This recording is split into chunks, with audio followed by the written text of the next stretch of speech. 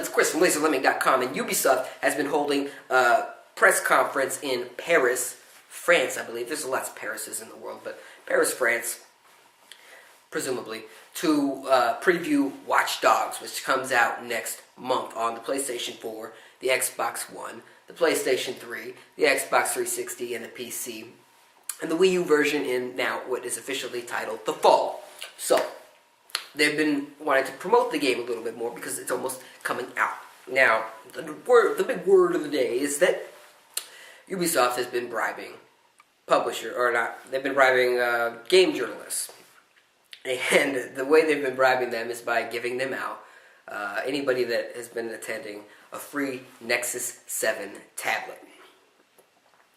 Now, I believe Watch Dogs is compatible with tablets for second screen features and whatnot, so it's probably their way of, justifying it and connecting it. Oh, well, now you can review the game with all of the features, the way it was meant to be played.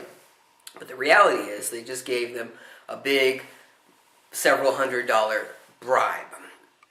And it's going to work for most of them, because if you remember back in E3 of, I want to say 2011 maybe 10, when Microsoft first revealed the Xbox 360 Slim, they bribed everybody in the audience. They gave everybody a brand new Xbox 360, and before that, it was the most boring Microsoft conference to date. They had more boring ones later, but before that, it was just a snooze fest, and the game journalists weren't on top of the world for Microsoft or anything. But as soon as they heard that they were getting a brand new console, roars of cheers from the audience. Everybody got on their feet and they were happy and clapping, and they were like, "Woo, free console, dude!" And so Microsoft all of a sudden turned a bad conference into a conference that got a lot of warm praise from easily bribable morons. So, Ubisoft is going the same route here, and this is nothing new. When, I think it was 2009, when EA released Dante's Inferno, that was a God of War clone, they straight up sent out checks, $200 checks to game journalists, and they did it under the guise of saying, this was, will you be greedy? And the reality is will you take this bribe? Will you make this game a game worth reviewing favorably?